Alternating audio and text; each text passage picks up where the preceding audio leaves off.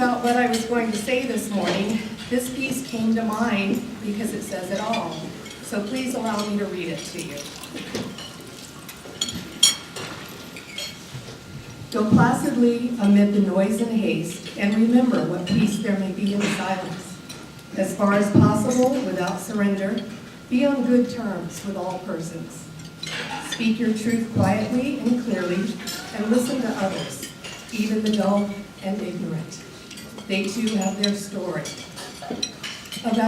Avoid loud and aggressive persons. They are vexations to the spirit.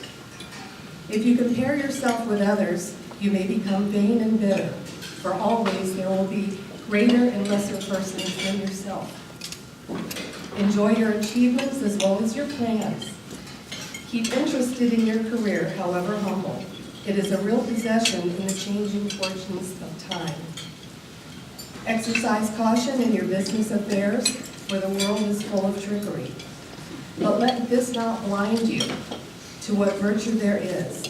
Many persons strive for high ideals, and everywhere life is full of arrogance. Be yourself, especially do not feign affection. Neither be critical about love, for in the face of all aridity and disenchantment, it is as perennial as the grass. Take kindly the counsel of the years, gratefully surrendering the things of youth. Nurture yourself, nurture strength of spirit to shield you from sudden misfortunes, but do not distress yourself with imaginings. Many fears are born of fatigue and loneliness. Beyond a wholesome discipline, be gentle with yourself. You are a child of the universe. No less than the trees and the stars, you have a right to be here. And whether or not it is clear to you, no doubt, the universe is unfolding as it should. Therefore, be at peace with God, whatever you conceive him to be. And whatever your labors and aspirations in the noisy confusion of life, keep peace with your soul. With all its sham drudgery and broken dreams, it is still a beautiful world. Be careful, strive to be happy. Please bow your heads. Thank you, God, for allowing us to meet today. Bless this food we're about to eat. Amen.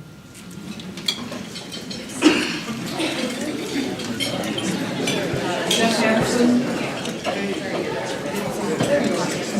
Jeff will lead us in the Pledge of Allegiance. If you would all please stand.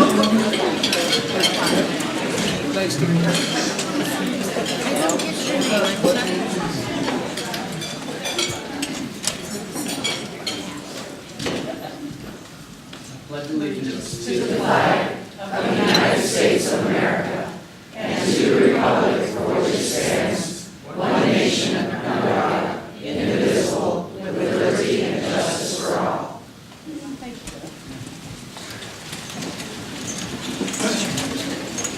Thank you all very, very much for being here today. It is my pleasure to be your chair of Tiara this year. I called myself being recycled a little bit, but I hope, as Ron Miles said in installation, maybe I'll get it right this time. I do want you to know that we do have the Realtor real estate videos here with us. David will be videoing, and after the meeting, he would like to visit with a few of you and just talking about why you're involved with Tiara, why you're involved in real estate, and we're going to use this for some of our realtor promotions, both through our website, through our PR agency, the Brian Lewis agency, and how it is that we can best promote ourselves as real estate professionals. So please, several of you will stop and visit with David. Today, we have some very, very special awards to give. I just can't say enough whenever we're over on the other side of the mountain how impressed people are, how involved our board is in all the things that we do and the recognitions that many of our members achieve. Today, again, I would like Rob Burnett to come forward if you would.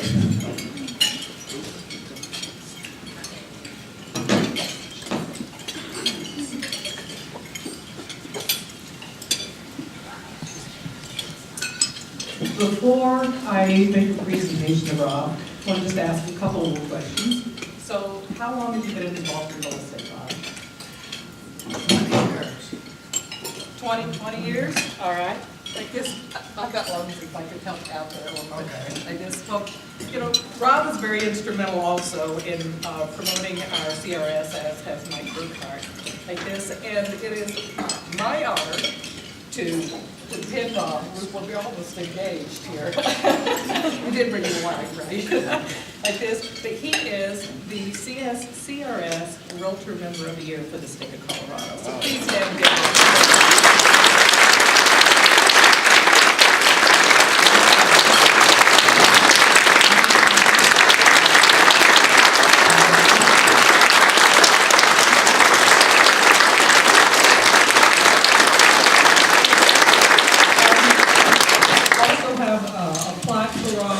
like this that you can hang on his wall. And Bob Ross, we thank you for getting us involved in the CRS. Thank you so much.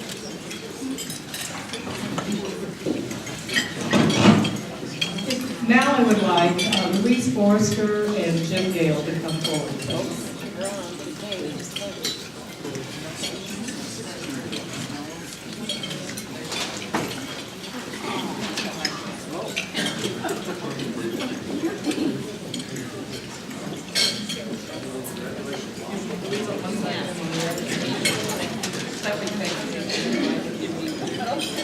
Because, well, you know, it's really hard for me to understand how I'm giving this award to these two people, because I really think that they're only 27 and 29 years old here. And just two people who have been very, very involved with our community in real estate. They each have in excess of 50 years in the real estate industry. So today, please stand and give them a rousing applause.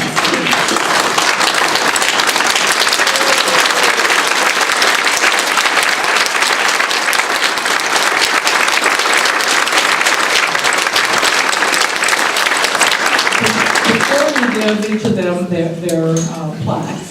You know, Louise, Jim, you know, I would like for you to take just a moment or two and talk about something that was just really quite phenomenal in your real estate career. Well, there's been many things, but I think the biggest shock is when I first applied for my broker license, and you had to have a broker sponsor you.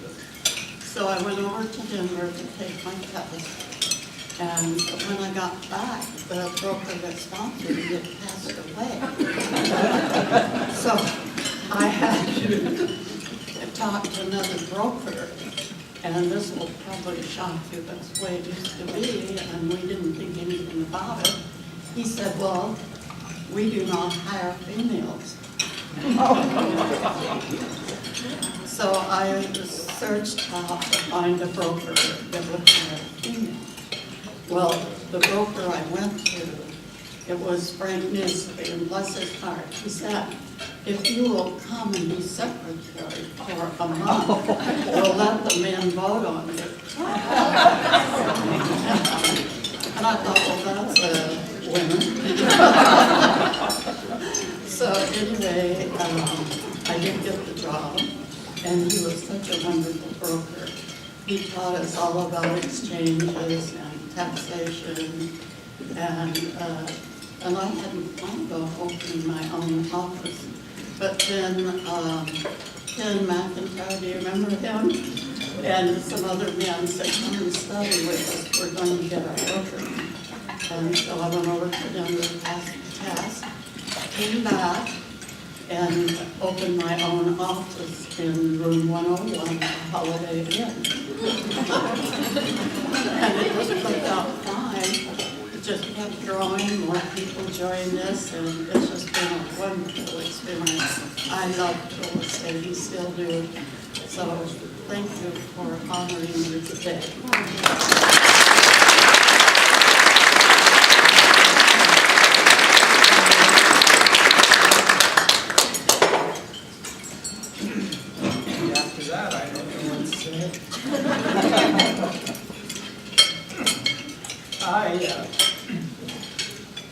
started working with Barber Construction Company years ago.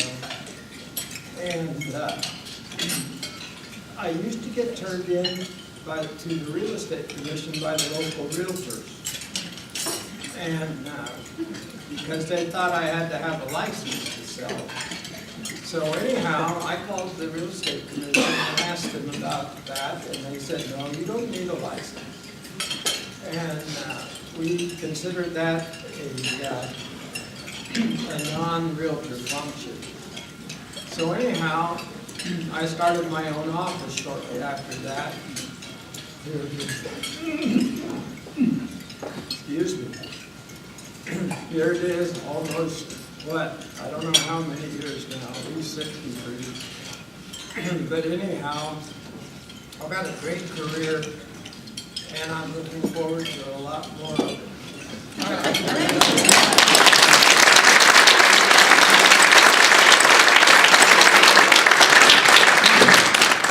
Part of my success, by the way, is with two people here today. Margaret and my daughter.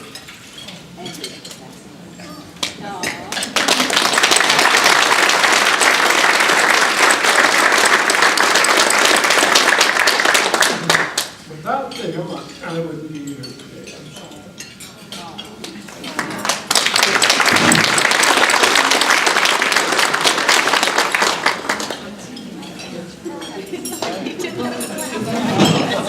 Carol and I were going through the file recently for some cleanup, and we found their original application. Oh, wow.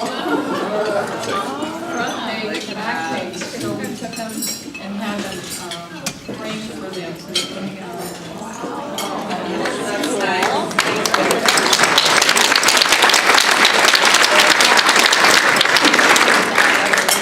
So you newbies in the room have a few years of work on here. I don't, not being remiss for Louise, I'm not sure what all her involvement was, but some of you may not have known that Jim was a state president and he served on a real estate committee for multiple terms. He was our first NAR director from our association, so we've been well recognized. Next is Julie Mao. Hi, Julie. And Tina, as our car hop rep, would you come up and do this check? Oh.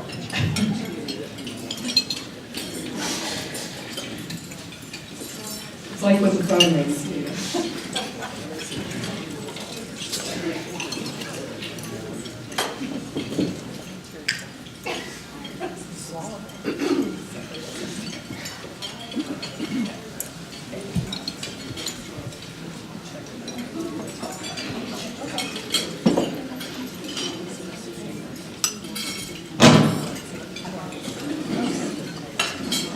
Okay, let me give you a little brief description about CARHOF. CARHOF is the Colorado Association of Realtors Housing Opportunity Foundation.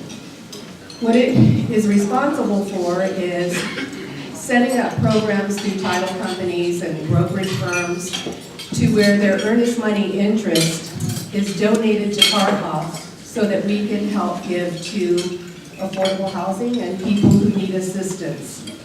So it gives me great pleasure to present Grand Valley Peace and Justice with a $1,500 check from CARHOF.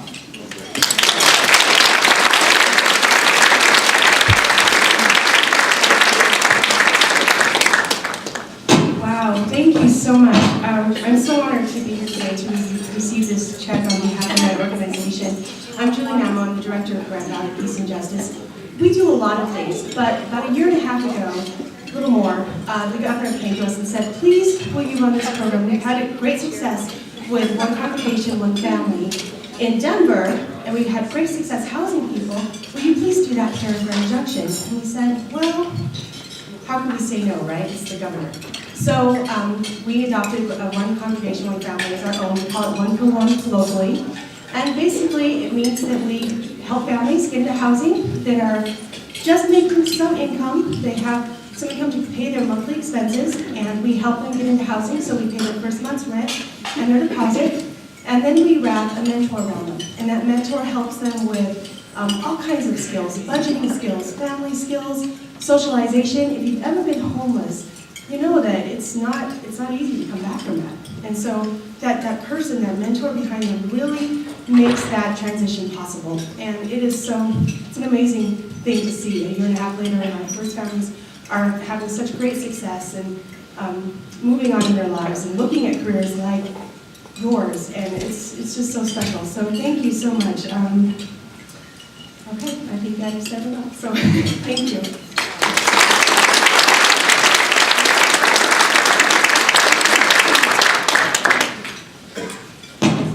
For those of you who may not know, if you have a trust account, you can designate where it is interest bearing, and all of your interest will be automatically swept by your bank and go into the car hop funds.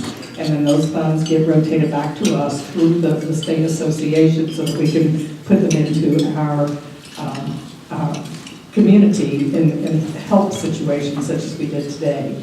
So if you as a broker or you as a title company are not currently holding those funds for car hop, I invite you to do so today.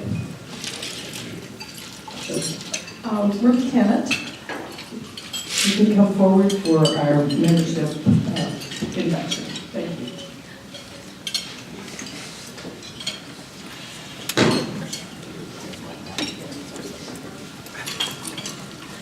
All right, well, all you new brokers know that you've got some standards to try to reach by the time you get to Louise and Jim's status.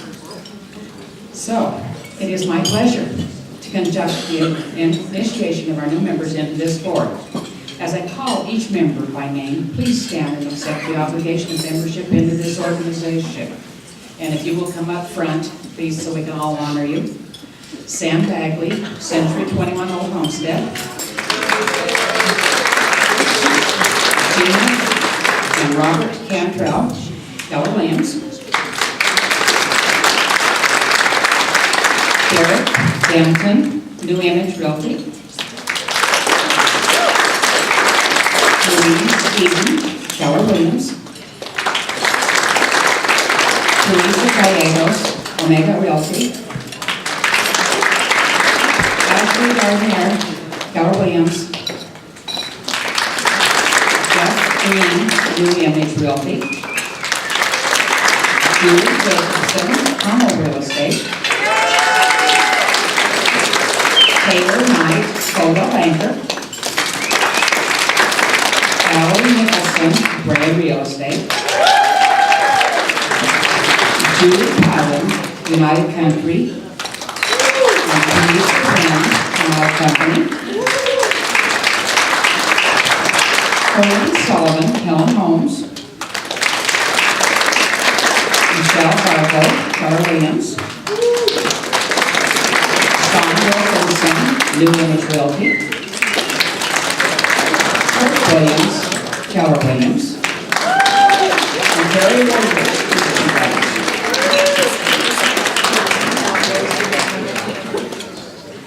It is assumed that in asking for membership, you are in entire sympathy with the ideas and principles of the Grand Junction Area Realtor Association, the Colorado Association of Realtors, and the National Association of Realtors. The time has come now, therefore, for you to accept the Constitution and bylaws of this board. The objectives of our board are to encourage and foster high ethical standards in our profession of real estate practice, to take an active interest in the present and future welfare of our community, to uphold and develop faithful service as a basis of worthy enterprise, to promote legislation beneficial to personal and private ownership of real property, and to oppose legislation harmful thereto. The benefits of membership are: you will share the opportunities and challenges of organized real estate as a full-fledged participating member, dedicated to professionalism in all the practices. Upon your designation as a Realtor, you will be fully entitled to all rights, benefits, privileges, and services of the Grand Junction Area Realtor Association, the Colorado Association of Realtors, and the National Association of Realtors. You will reap membership dividends in rewarding relationships with your fellow realtors, with your clients, and with the general public. Your obligations of membership are to accept and abide by all requirements of the Constitution, bylaws, and rules and regulations of the Board, the State Association, and the National Association. To fully accept as a personal charge the Code of Ethics of the National Association. To conduct your practice of real estate in full accordance with its tenets. To appreciate the meaning and connotation of the term Realtor, and to ensure proper use of both terms in the jurisdiction of the Board of Realtors. To pay your dues promptly, to attend meetings, and to do your part when called upon. You know the objectives, benefits, and obligations of membership, and it is now necessary for you to take the pledge of membership. Will you raise your right hand? Do you, each of you, affirm your full acceptance of the duties and responsibilities of membership and agree to uphold the bylaws and ethical standards of the Grand Junction Area Realtor Association? If so, signify by saying, I do.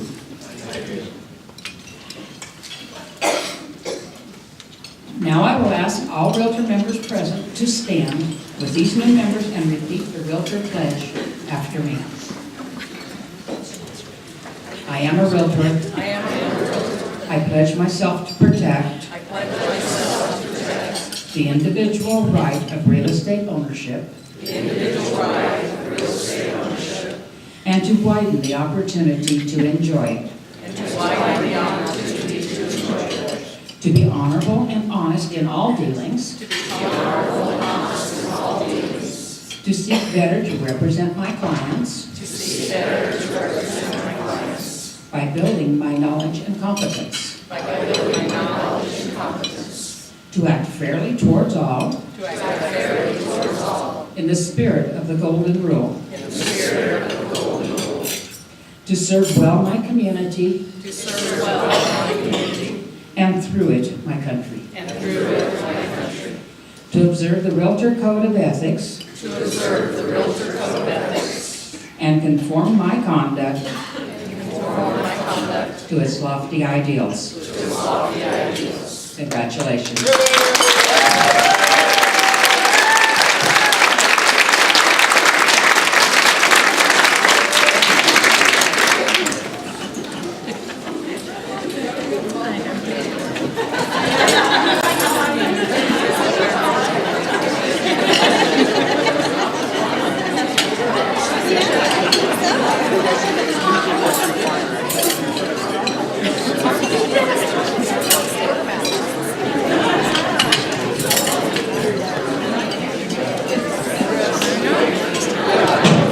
I just gave the meeting new chart, and so I would like for your brokers that have these new members in your offices follow up, is that I think I got agreement that each one of them is going to be on the committee before the month's in. So let's get them all involved with committees, and let's get them really involved with our association.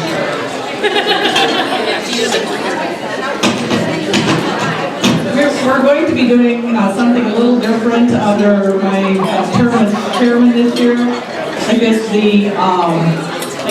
We felt that the members, I have personally felt that the members are not getting all the information that they really need.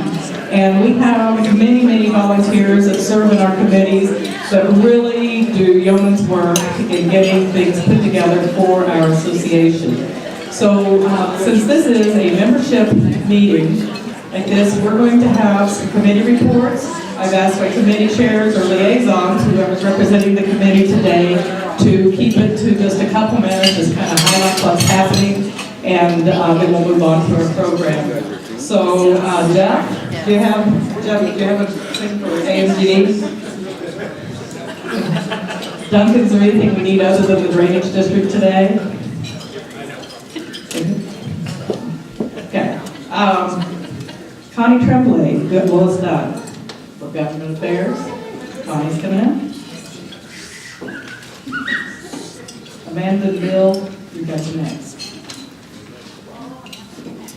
Hello. I have a special announcement as well. Today's a pretty monumental day for me. I have broken my record for the longest I've been alive today. So a couple of committees that I need to give updates on. The first one is the Government Affairs Committee. The Government Affairs Committee meets the third Wednesday of every month with Fidelity Title at 9 o'clock. So everyone who's new, we would really like it if you would join committees, obviously. I don't know if you heard Linda, because there was some talking going on. We'd love to see you there. This past meeting, we met with our legislators, Senator Steve King, Representative Ray Scott, Representative Jared Wright. 3 different bills became law in 2013 that affected HOAs.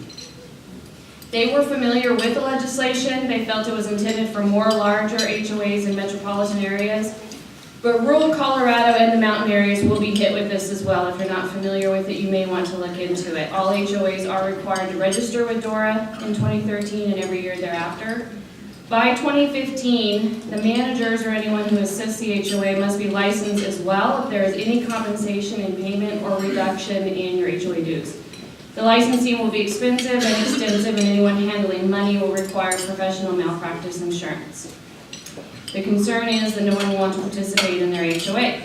Another concerning item is collection practices for HOAs must allow for payment plans for homeowners. The concern for this is if everyone goes on a payment plan, will there be enough funds to pay costs? We have a lot of small HOAs in Mesa County that collect for irrigation water or water, sewer, and trash. So if you have any examples of this, if you're personally involved in any HOAs, if you volunteer, if you know anyone that does, we would really like to get some case stories together so that we can submit this to our legislators. Feel free to send those to me, to Lois Dunn.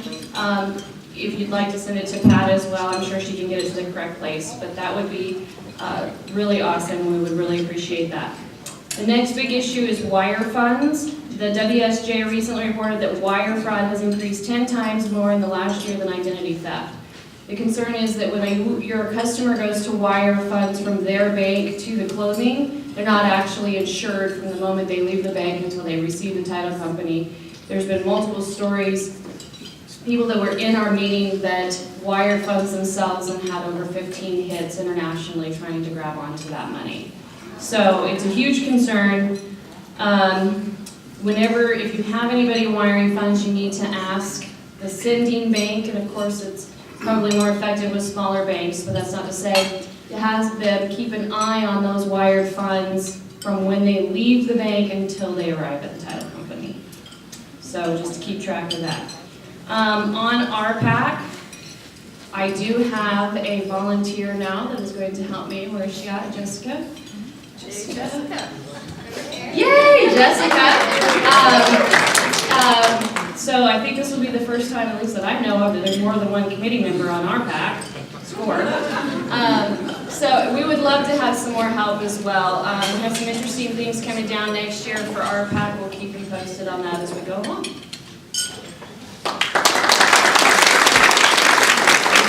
Regarding our PAC, I have to tell you that our participation percentage was very, very low in this association. We are asking that each member contribute $25 minimum to our PAC.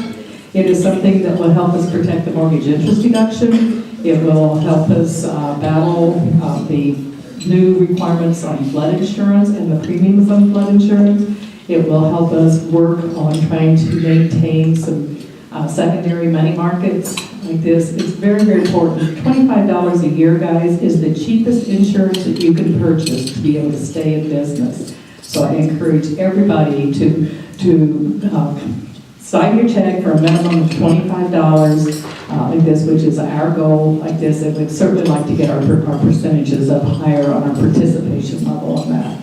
Because, Amanda, can you come forward, please?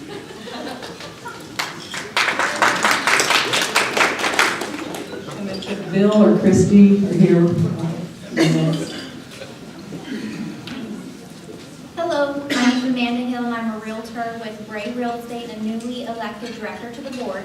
I have the privilege to be the new liaison from the affiliates committee to the board. The affiliates are all the wonderful people that help us realtors do our job. Lenders, title companies, insurance, appraisers, and more. The list does go on. Make sure to thank all of them all the time for everything that they do for us. They're always here to support us when we need it, and they are a great part of our team to help buyers and sellers with their goals. With the affiliates, we have a lot of things coming up. We do meet every second Wednesday of the month at the board office, and I will hand it over to Josie, who is our new affiliates chair.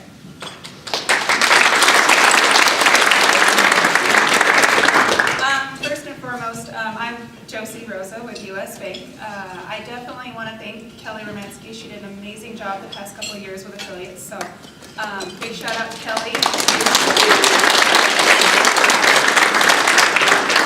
And she also did the golf tournament with her committee, so good job, Kels. So one thing that I wanted to say, our next affiliate meeting is November 6th. If you guys would know of anybody who would like to join us, if you're affiliates here, please join us. It's so much fun, and we do so many amazing things, you guys. November 6th, we're going to be kicking off the Big Give. So I think everybody knows what the Big Give is. It's the big toy drive that we do. We are second for Salvation Army, next to the Harley Toy Drive. So I would really like it if we were first. So, we're going to definitely amp it up this year. November 6th, you're going to start getting your treats. If you guys have your trees already, please let me know. If you would like a treat in your office, please let me know. All of my information is in the directory, but we want to make sure everybody has a tree, everybody has tags, so that way we can get all those gifts out there. So that's it. That's all I have. So looking forward to a great year being your affiliate chair.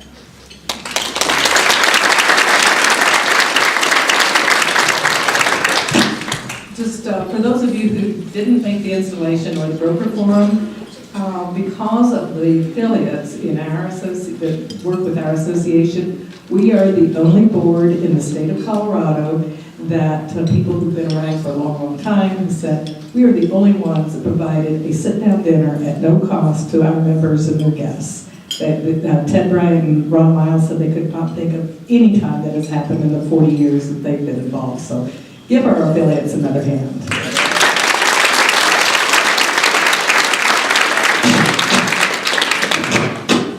I'm Bill Wagner. I'm on the board and I'm the newly appointed liaison to the Education Committee. And the only meeting that was scheduled since my appointment was canceled because they had a CRS class that day. So, but the good news is that the CRS class was so successful that the Education Committee is looking at bringing another one in on an annual basis. So, let me see. There is a CREC update course scheduled for the last quarter, so if you haven't taken yours yet in 2013, you better pay attention to the calendar of classes because you're going to have that when it comes time for license renewal. Some good news too, and I don't know a lot about it. Actually, I think it came from your report, Tina, at the board meeting that the commission is now looking at keeping records of all the CE courses that you take, which really could have been helpful to me this year because my license renews November 3rd. I had plenty of classes, but lost the file for all the classes, so I'm scrambling looking to take classes in October, November. Miraculously, it appeared misfiled about a week ago, so I am renewed. But it's going to be really nice to have the courses that get accreditation from the commission to have them input your attendance on a data bank. And it really makes sense because then the commission can go out and see who hasn't made their credits in their licensure time. There was a Google, what's it, Google Global? No, Google Universe class that just took place. And from what I hear, it was a resounding success, and they're looking at bringing it back in. For those of you who took it, I think you probably could speak to that. Carol does a really nice job in the newsletter every week, telling you of education classes that are going to be offered. And then one more thing, we're in the first cycle of the 4-year cycle of taking ethics classes. So ethics does not follow with your license period. It's You have to take it every 4 years, and we're already started on the next cycle. So if you didn't get it, if you didn't take ethics the last 4 years, you might start figuring out what you're going to do. But we are on the first cycle, and there's an ethics class coming in. Okay. Do you have the date of that? I don't have the date, but Carol will have it on the newsletter, so I'm sure it's probably already in there. Is it, Carol? Yes, it is. There you go. We have a NAR update November 15th, we have a CRUC update November 14th, or something like that. Read your newsletter. Those 2 days. Read your newsletter. Okay, Erica or Sherry for MLS?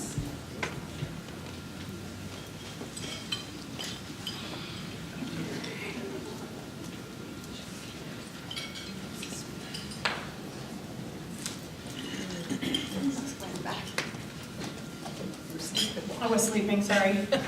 Well, I'll make a quick announcement. It is October, so ladies, mammograms, get them done. Breast cancer awareness, and breast cancer doesn't discriminate, so gentlemen, you too. So I'm the liaison for our MLS committee, and the shorter answer of what's going on in the MLS committee would probably be what's not going on in the MLS committee. We're constantly working on ways to hopefully improve everybody's lives with Navica. The most recent change you may or may not have noticed is the ADA button was taken off of Navica, and now it's medical inclusions. ADA sets us up for so much liability if it's not 100% completely ADA compliant, then it's no. But there's still wheelchair ramps and bars and etc. So notice in Navica that those are in there. We had a subcommittee put together a list of medical inclusions that we felt would kind of hit the majority. It's not going to hit everything, but it'll hit the majority. We're working with CTME contracts, trying to integrate that with Navica. I tried it out the other day. Amazing. I don't know if you guys are using CTME, but it literally fills out the majority of the contract. Did you just go on the thing I sent, that we should be able to get on it now, CTE? Oh, everybody can now, right? Okay. So if you're using CTME, it's integrated with Navica. Throw in the MLS number, and guess what? There's a bunch of stuff filled in for you. So we're also trying to do an integration with Supra and Navica to be able to integrate our lock boxes and keep track of them a lot better. We've also added into Navica, and you may or may not have noticed, evaporative cooler inclusions with HOAs, as far as like evaporative cooler being winterized, cultured stone, stuff like that. So any of those changes, we're constantly working on those. We're also discussing in-depth IDX feeds, and so if you guys, I saw a bunch of new people standing up here. There's a bunch of room in the Jijara building every, what is it, first Thursday? First Thursday of every month, 9 o'clock, there's tons of room, come. So, that's it.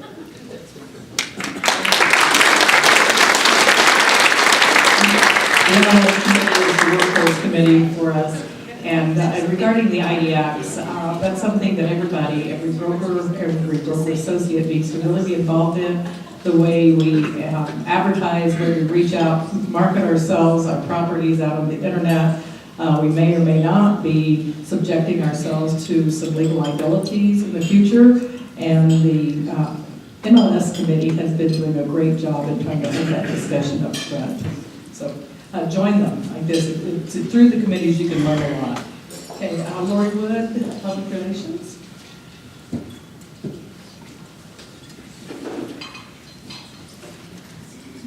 Well, as, again, a newly elected director on the board of directors, I am the PR liaison, which is kind of probably pretty natural since that's all I've ever done here.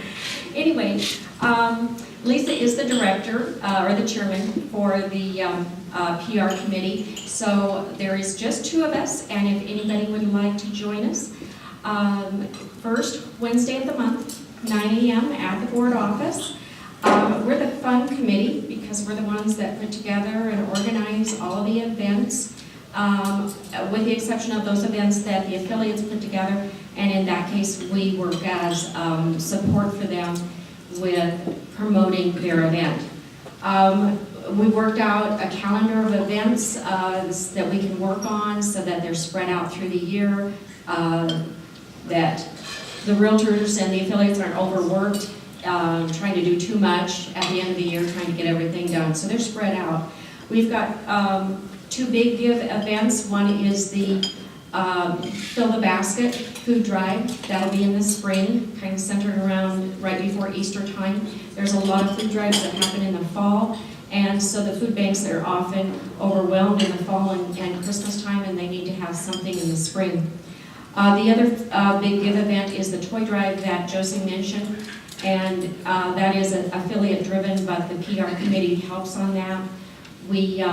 So in that train of thought, when Josie sends out an email or something saying we need participation when the Salvation Army picks up the toys, that's a great time for all of us to show up. I know you all donate, and you're great at donating, but we need people to actually be down there so that when the press is down there taking photographs, there's somebody there. And so we have the 2 big give events and then the 2 Realtor Remember events. We did the flag installation that is for Memorial Day, and then we'll also do a one for to honor the first responders, and that will be near 9/11. And also NAR is doing a 12-week public awareness campaign, of which Gijara, along with the advertising company, the PR company that's been hired, will be working into conjunction with the NAR promotion to get the word out to Grand Junction. Thank you. In regard to PR clip, and I owe an apology to my board and to the members for an article, because I find out that I did sign off on something that came out in the press that we didn't really like. So I need to read a little more detail, but after it was brought to my attention that I just read half of it and said, okay, that looks good. And then had a lot of concerns like this, and so I want you to know I'll take the hit on that one. Okay, I guess we have the YPN. Is Andrea or Nate here? I guess, well, tonight at 4:30 at the Canna Creek River's Edge, is that what it's called? Edgewater. The Edgewater, 4:30 is the YPN event. It's our Young Professionals Network, and you can be all the way up to age 99 and come. So there is no age limit, even though it was originally focused in the name of calling them the Young Professionals. Because as I was told that if I would go, maybe I'd find someone to teach me to be a little more tacky if I could interact with somebody who was younger than me. So they'd have to be at least 26 or less. So anyway, we'll look at that. Because Sandy Borman would like to bring forth some marketing information for us.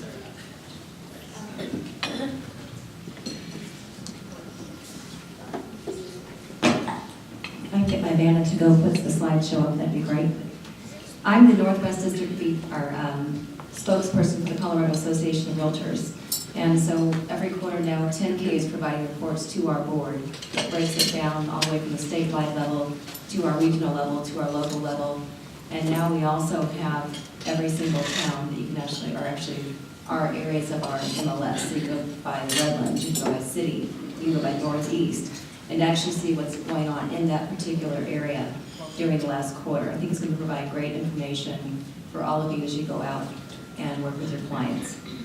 Statewide, one of our most common measures of housing market performance is sales, new listings, median price, and days on market. Across the state of Colorado, those are up in almost every category. Grand Junction's a little bit behind the curve right now compared to our Denver marketplace, but we're definitely on the rise, which is great. Can you find what we're looking at? Go to GJAR, thank you. That's an activity snapshot, so that's the first page of a 13-page report that you all should have received from Carol yesterday. Everybody raise your hand if you saw these yesterday. some of you. If you didn't get them yesterday, please contact Carol at the board. She'll make sure that you get a copy. No, she It says will no. be available on the website in a couple of days. I'm going to give you a quick overview of our region right now, and we'll kind of look through the reports to see what all is provided. Our region right now has enjoyed 7 consecutive quarters of increased new listings, up 20% over third quarter 2012. Single-family homes have risen by 5%, and the median price on the homes has increased 3% to $181,100. Our townhouse condo market has fared a little bit better, up 7%, with median prices on those 80 properties up 5% to $135,000 compared to the same quarter last year. Affordability is still very high in our region, 232 for townhouse condos and 183 for single-family homes. I'm going to go back and remind you of what the affordability index means in just a moment. Lender-mediated properties still represent 23% of the sales in Mesa County, which is the highest in the state right now. Overall, it's less than 9% statewide. So we are the highest level in the state of Colorado. We are definitely still significantly down from last year this time. However, it's definitely still a portion of our market we're going to be dealing with for a while. At the end of the quarter, there were 2,700 properties available, which represented overall in all categories about an 8-month supply of inventory.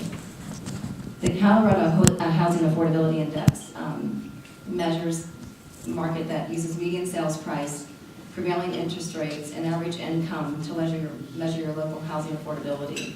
So for an example, an index of 120 means that the median household income was 120% of what is necessary to qualify for the median priced home under prevailing interest rates. A high number is usually interpreted as greater housing affordability. Higher values represent lower values. So it helps sellers, but not necessarily so good for buyers. And as far as the reports go here, this is one of the local market reports, and you can keep it on that for right now. That's for the city area in Grand Junction. And as I said, that's broken down to the 13 areas that we represent with our board. So as you go through and need information for when you're doing a competitive market analysis, you've got detailed information that you can actually take in, plug into your CMA, take it out, show it to your clients. Sometimes when it's written, it's much better to represent to your clients than when you're trying to verbally tell them yourselves. People believe it when it's on paper. So when you've got that to use, I think it's a great tool. Keith, can you go into the lender-mediated reports as well? The lender-mediated reports are only statewide and the Northwest District. They don't have it broken down just for Grand Junction at this time, but they're still very, very good information, and you can definitely see that we're on the downward trend. You can see where we were at the height there in 2011, and now we're down significant from the height of the market with that.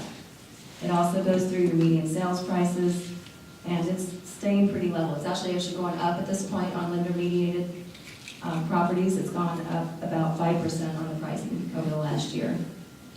Okay. And if you can click out of that, Keith, and go over to the statewide. Is that the Northwest? Okay, that's the Northwest. So if you have properties in other areas, you can actually look at the information for those areas as well as just Grand Junction. So if you're wanting to gauge our market against Delta or Montrose, if you've got clients looking in all areas, you can utilize that information as well.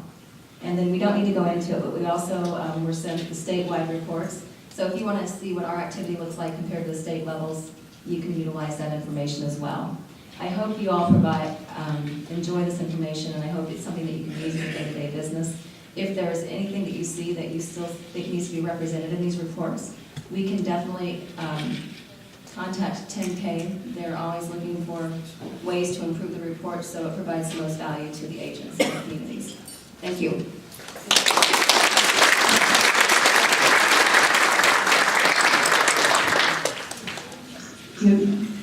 We have so much at our fingertips. We're trying to integrate more and more of it to our website so that you can always pull it up there. We're looking at trying to get all of our committee reports there. But if there is any member, any affiliate that would like to bring something before us for the quarterly membership meetings, please contact myself or Pat. and we'll discuss the issue and determine if it's something that we really feel like the members need to go. We'd really like to make our membership meetings a focus of getting good information out to those of us who are practicing real estate.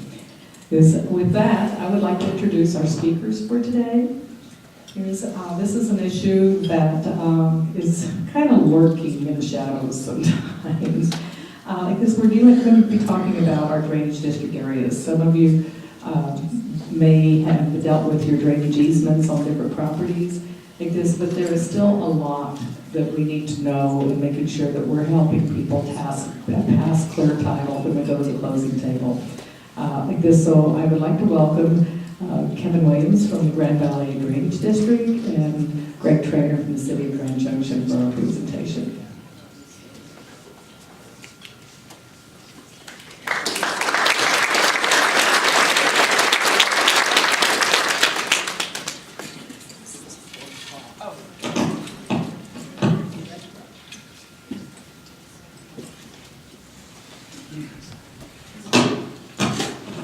Greg and I thank you tremendously for the opportunity. I guess that Linda got herself in a box because somebody else canceled, so we've had a couple of days to try to prepare for this. But we have been going around to various organizations within the town to try to get back in and talk about the drainage district and the 521 Drainage Authority. So I'll spend a little bit of time here talking about the drainage district, and then Greg will come up and kind of finish up the program with 521 drainage. I can figure out how to run this.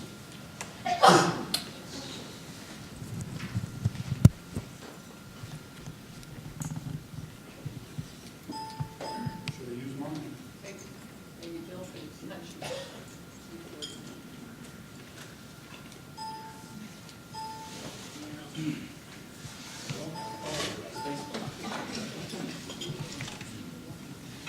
Okay, there's the first one. Thought we'd give you a little bit of history of what happened in the valley. Prior to Grand Valley Irrigation Company being established in 1894, the company was known as the Grand River Ditch Company, which was established in 1892. This is a picture from the This is a picture from the head gate that's out of Palisade for Grand Valley Irrigation. And they own and operate about 97.4 miles of canal right-of-way within the service area. And the Mason County Ditch, the Ranchman Canal are also included within this right-of-way.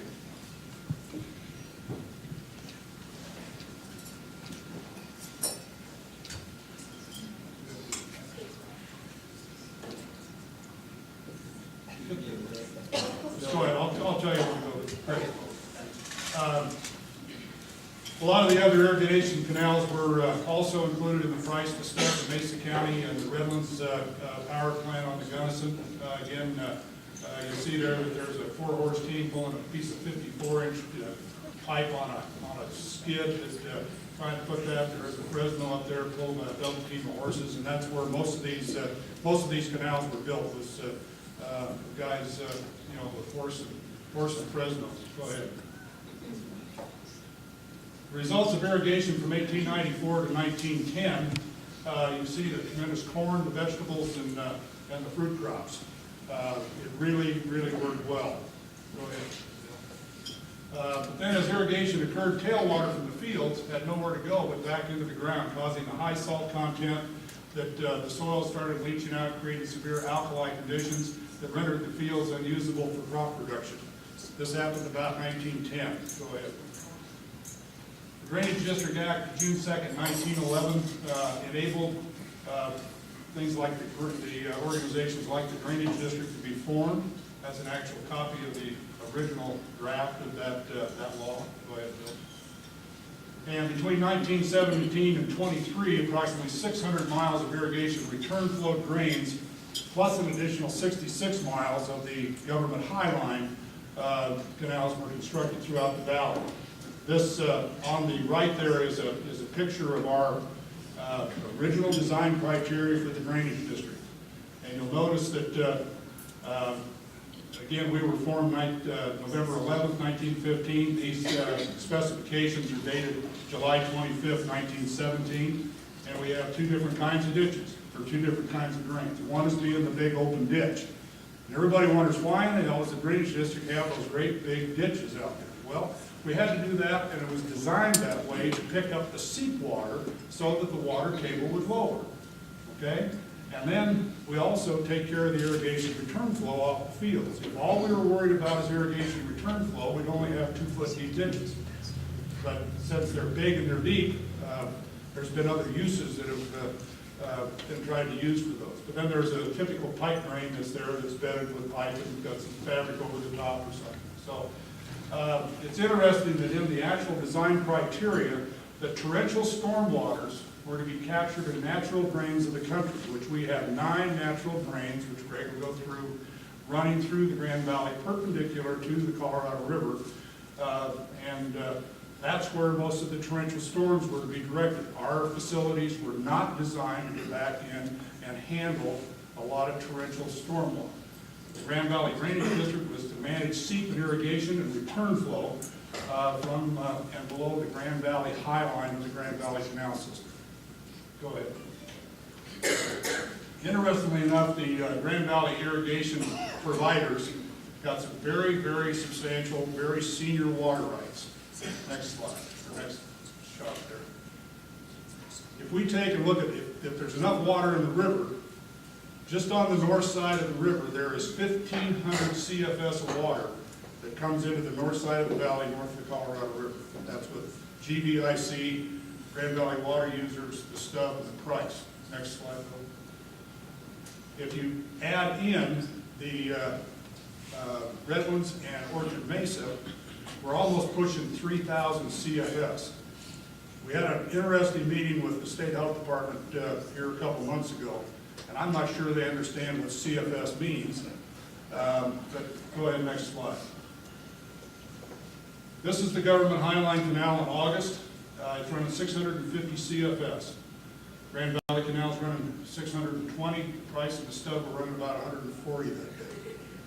Next slide. This is Cherry Creek right in front of the Health Department's office in Denver. It's running about 2 CFS. So we go back and say, you guys have got to be able to compare something. And of course, the comment was made that says, well, Cherry Creek is controlled by Cherry Creek Reservoir. And I said, well, thank you very much for letting us know that. Next slide, please. Okay, Cherry Creek Reservoir, massive reservoir. Most of you probably know what it is down southeast Denver off of Hampton. It has a maximum capacity of 134,000 plus acre feet at flood stage. Okay? We go back in, if you calculate the 1,500 CFS, we handle about 3,000 acre feet a day back to the river on the north side of the valley. That totals about 634,000 acre feet. Next slide, Bill. Which we would fill that reservoir 5 times in one irrigation season. So we try to give the perspective of how much water we're actually handling coming through this unique valley. Go ahead.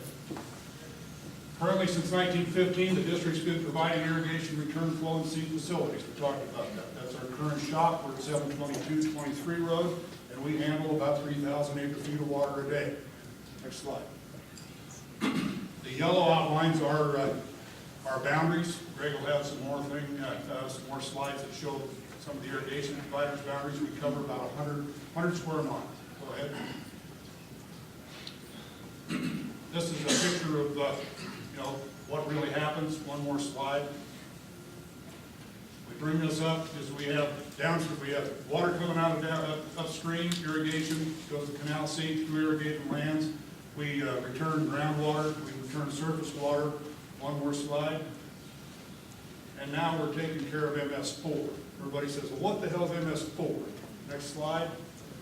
That is municipal separate storm sewer system. That's the water that comes off of impervious surfaces, roads, streets, parking lots, alleys, golf courses, you name it.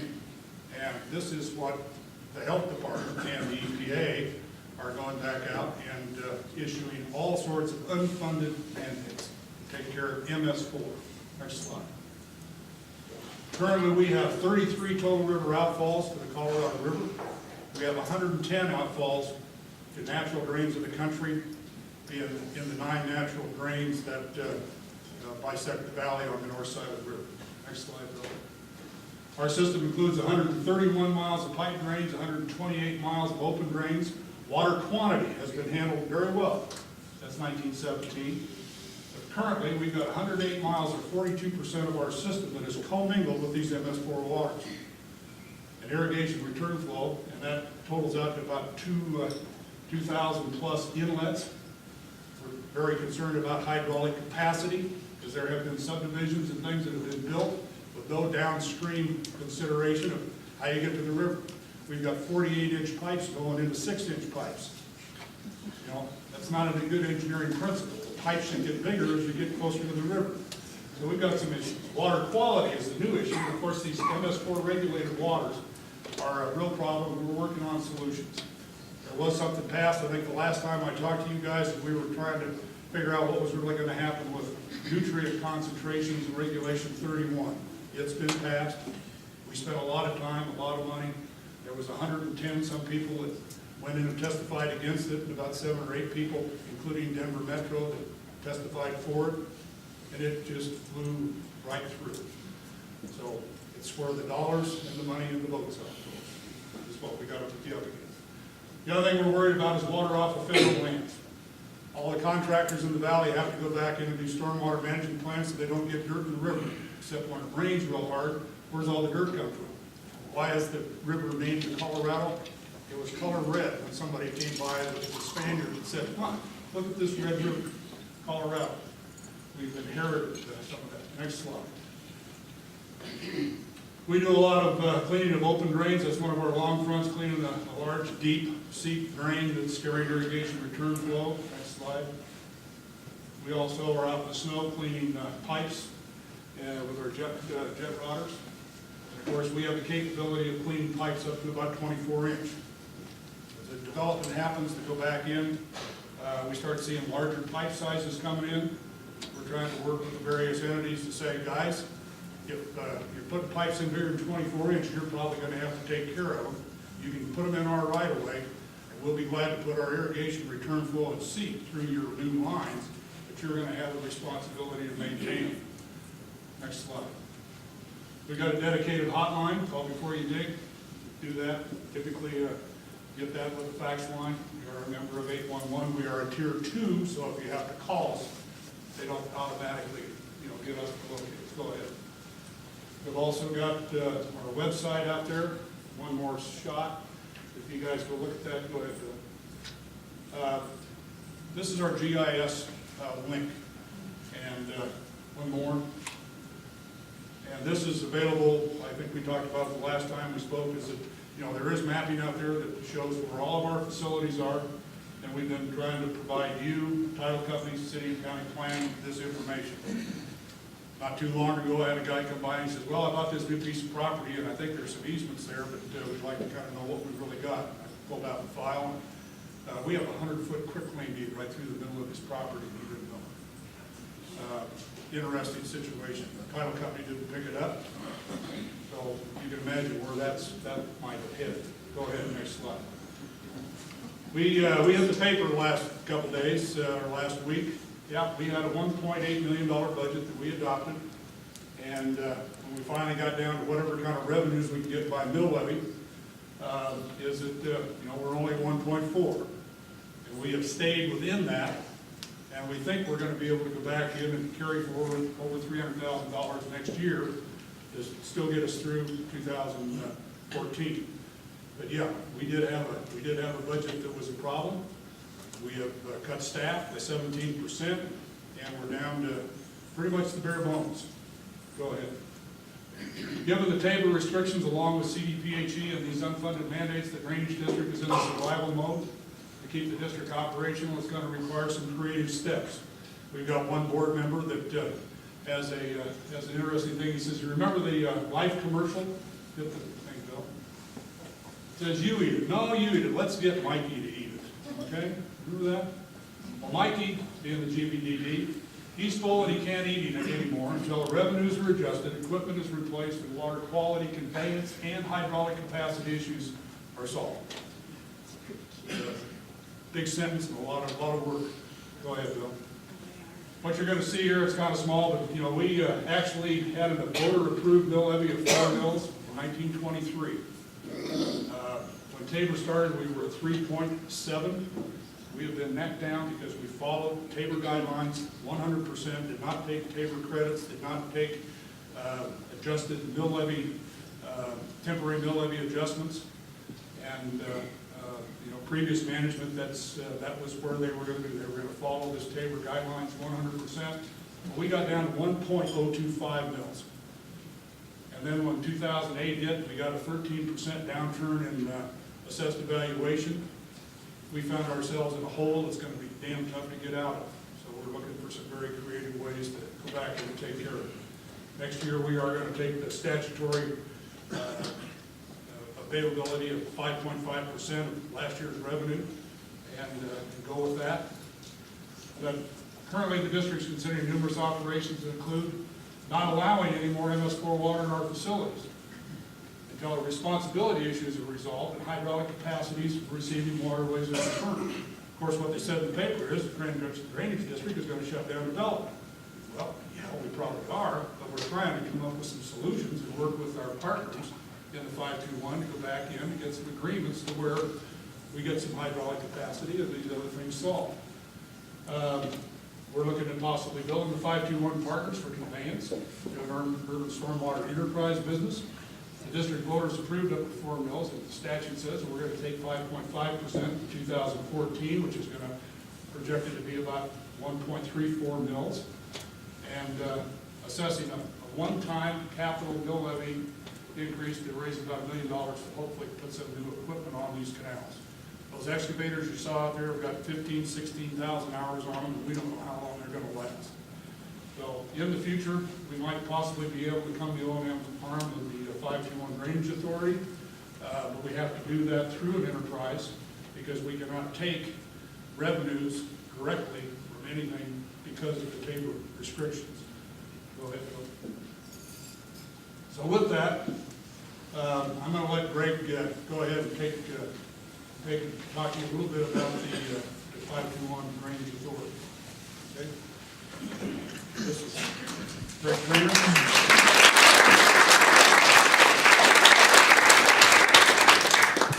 My name is Greg Trainer. I'm the Public Works and Utilities Director for the City of Grand Junction.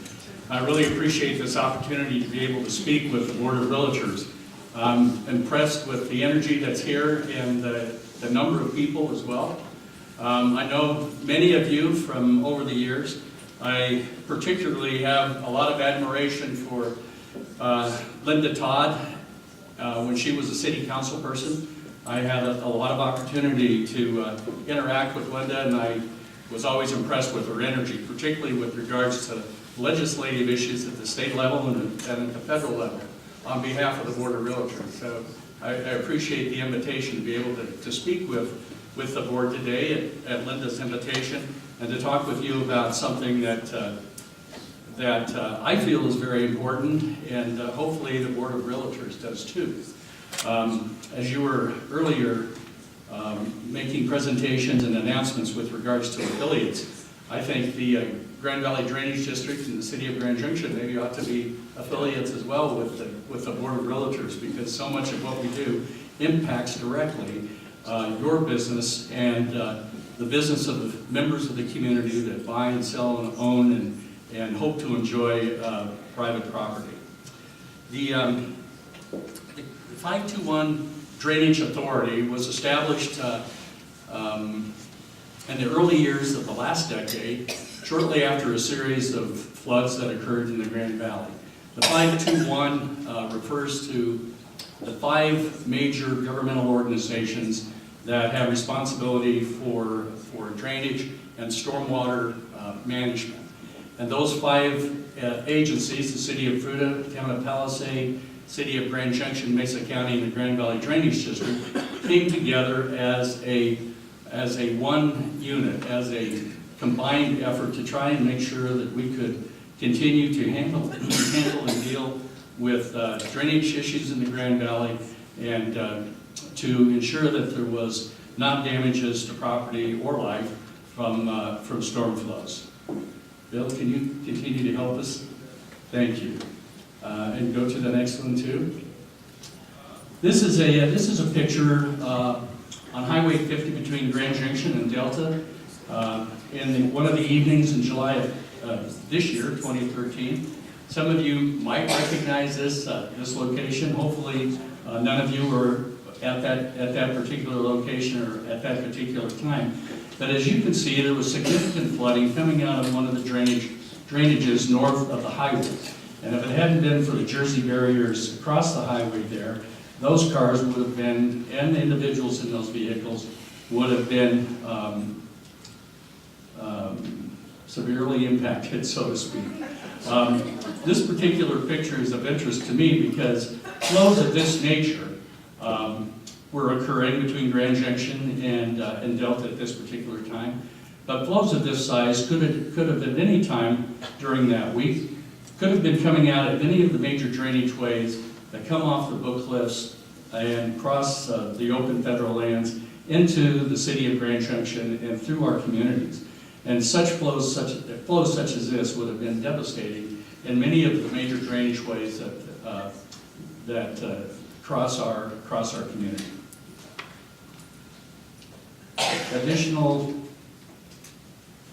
Additional pictures here. This was August 23rd on Interstate 70 between Quebec and Parachute. Coming off of the book cliffs in drainage ways and carrying rocks and stormwater down across the open lands and across the interstate. Another picture of that, of the aftermath of those flood flows. The Grand Valley is at the beginning, is in a really unique place in the country, so to speak, at the confluence of both the Colorado River and the Gunnison River. One more. These are two great rivers in the Colorado River system. The Colorado River that comes through the Grand Valley services about 30 million people in the Colorado River Basin, stretching all the way from basically the top of Trail Ridge Road clear down to the Gulf of California.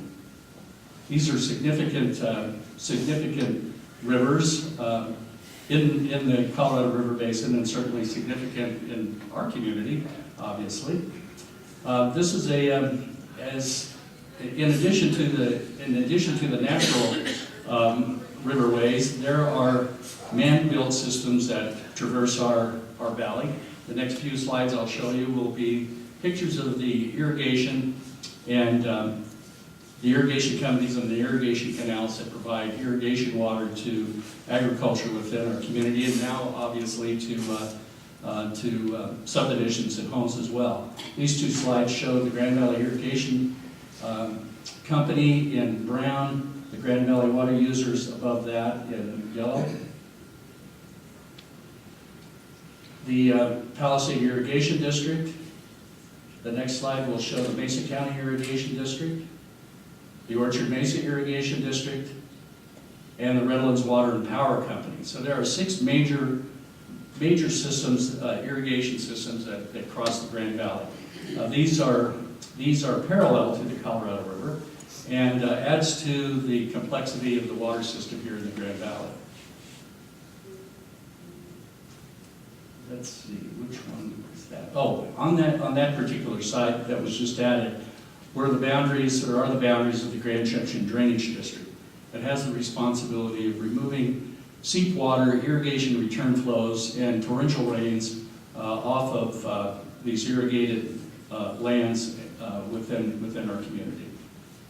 And when I say our community, I'm talking everything from Palisade west to beyond Loma. The stormwater management providers in the Valley I mentioned previously, Palisade, Mesa County, City of Grand Junction, Fruita, the Grand Valley Drainage District, and on the south side of the river on Orchard Mesa, the Orchard Mesa Irrigation District. There are 28 separate natural basins that affect the urban area here in the Grand Valley. These are perpendicular to the river. So we have these drainages. Many of you, most of you, I'm sure all of you are familiar with these drainages, having represented properties in every one of them at one point in time, north of the Colorado River, south of the Colorado River. And these are, as I mentioned, perpendicular to the river and traverse the irrigation systems which are parallel to the river, which creates an additional level of complexity with regards to water that's placed on the land and water that's being removed off the land, and then water that ends up in our community from natural storm events. The next slide, please. There are federal lands, of course, that surround the Grand Valley, agricultural and rural settings, as well as the urbanized area of the Grand Valley. Again, adding to the complexity.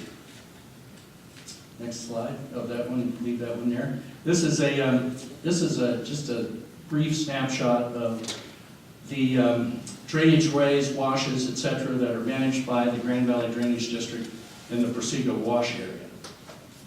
And in enlarging that picture, just shows the number of drains and washes that cross our valley in one very small part of our community. That is the Persigo Wash area. The Grand Valley Drainage District manages hundreds of miles of these drains and washes, many of which you may never have had a notion that they were there or what they were doing, and I guess that points to the success of the Grand Valley Drainage District and other stormwater providers, in that this community function taking place in most cases, and we don't even know what's going on there. Bill? So these waters that come off the book cliffs and cross the open federal lands, cross the various canals, cross the state highways, private canals, public canals, private railroad systems on their way to the Colorado River, create a multiple layer of jurisdictions with regards to stormwater and drainage in the valley. And as many people that we deal with that have had problems, drainage problems or flooding problems, one of their first questions, well, who do we call? Because of the multiple jurisdictions. This is one of the purposes of the 521 Drainage Authority, was to try to make sense and help people understand who they can call for help. And I might just mention at this point that the Grand Valley Drainage District has a series of maps and loads of information, as does the city of Grand Junction. That information is available, and we can help you interpret that information as well. If you're in situations that you're representing properties and don't know exactly what is represented there on the physical layout of your property that you're representing. Different stormwater perspectives. One of ours that we're most concerned about is water quantity. That is the amount of water that flows off of the public lands or the private lands in terms of in times of storm events, and what happens to that water, and is there capacity within the drains and washes to carry that water away safely. And Kevin mentioned the water quality issues now that we are becoming more and more familiar with in terms of how does this water that eventually ends up in the Colorado River ensure that the Colorado River remains as a fishable and swimmable public resource. This notion of a swimmable and fishable river system comes from provisions of the Clean Water Act that were adopted in the early 1970s, and provides a national perspective as to what our rivers and streams ought to be, the level of quality of our rivers and streams ought to be kept at. And as Kevin mentioned, there is a huge amount of water that comes across the Grand Valley, 3,000 acre-feet of water a day. An acre-foot is roughly the amount of water that would cover a football field a foot deep. So imagine 3,000 of those things stacked up. That's a lot of water. That's a lot of water quality, and that has the water providers and the stormwater managers, as well as the drainage district in the valley, greatly concerned with regards to the scope and size of some federal regulations that we may have to comply with. And of course, this also affects this particular industry here. We can go through the next few slides fairly quickly These are pictures of flooding that has occurred in the Grand Valley in recent years. Many people say, well, it really rains here, what's the problem? 25 Road and 97. Many of you may remember that. Flooding in Clifton. The Redlands, torrential rains coming off the Colorado Monument. This is the classic picture, kayaking on North Avenue in front of the Wiener Schnitzel. And in one of the rain events that prompted the creation of the 521 Authority was there at Exit 42 Palisade in September of 2001. That particular picture doesn't give it justice, but there was significant flooding there. The 521 Authority has responsibility of looking at the various drains and washes across the valley and detailing basin master plans as to the types of flood flows and stormwater flows that would be potentially coming into these drains and washes, where the floodplains and floodways are, delineating those, and then of course that then filters down to where development can occur or not occur within our community. Just a picture of one of our maps and one of our floodplain studies on Lewis Wash. The drainage district and the stormwater providers have a serious responsibility of maintaining the various drains and washes in the valley. And of course, those are, the objective is to keep those drains and washes clean and clear as much as possible. When there are obstructions in the drainage ways, of course, that impedes the flow of water and causes stormwaters to go out of the bounds of the ditch or the wash or the ravine and flood adjacent properties. And we had some of that in Paradise Hills within the last month or 6 weeks with a series of continuing rains that we had in the latter part of September. So some clearing and cleaning that was done on Lewis Wash. Operation and maintenance, this is debris that gets piled up in the under drains and bridges that cross these various washes and streams. Leech Creek, 25 and G Road, please continue, Bill. Thank you. Water quality is one of the responsibilities of the 521 Authority, and that is to try and educate the community concerning the quality of water that comes off the private lands, educating people about what ends up in the river, and then what we can do as a community to mitigate the impacts of polluted drain water.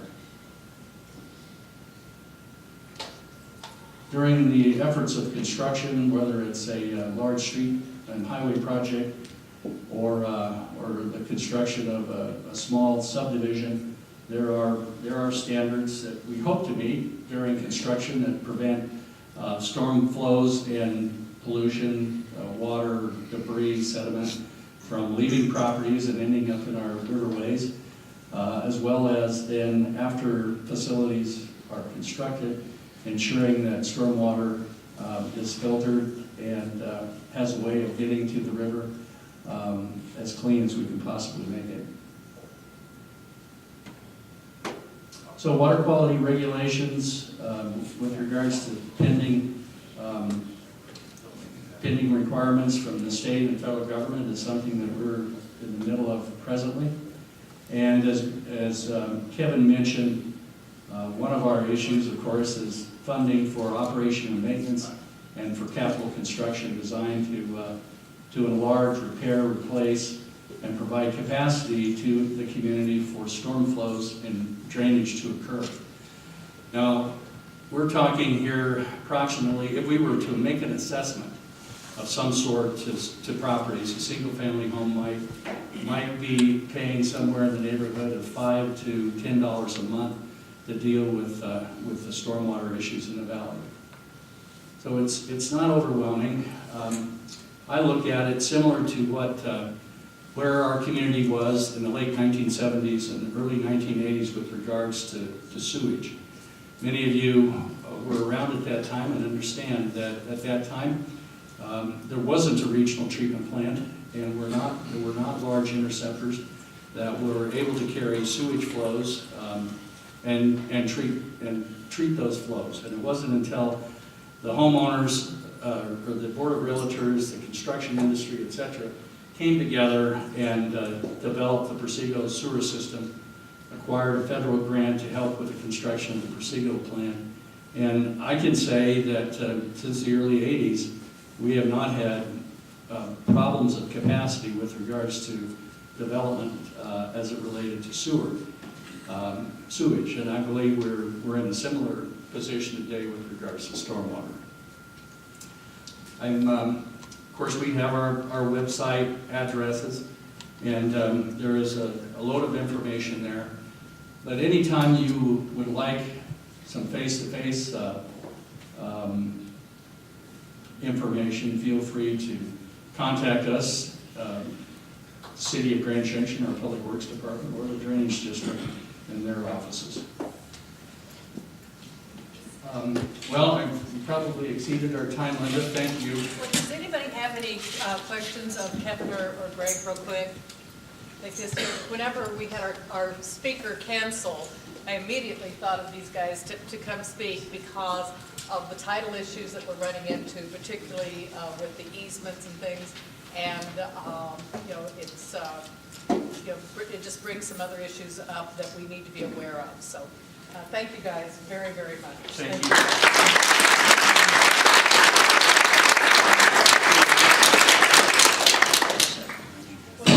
I do appreciate those of you who stayed to listen to the presentation. There's things that affect us.